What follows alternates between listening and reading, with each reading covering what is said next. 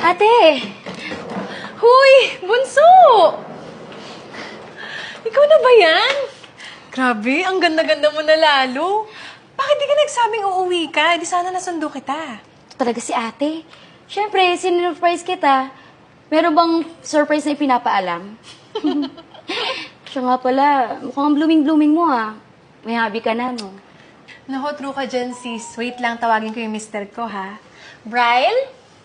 Bryle? Bryle? Ayan.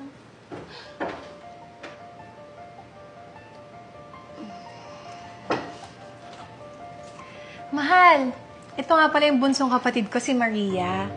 Maria, ito ang napangasawa ko, si Kuya Bryle mo, ang pinakamaswerte sa mundo.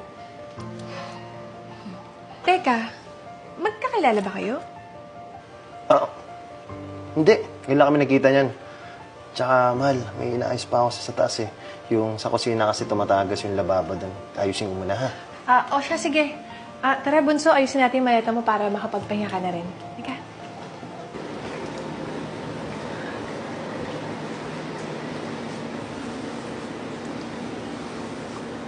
So, kuya, si ate pa palang nakatuluyan mo. Kamusta naman? Mas magaling ba siya kaysa sa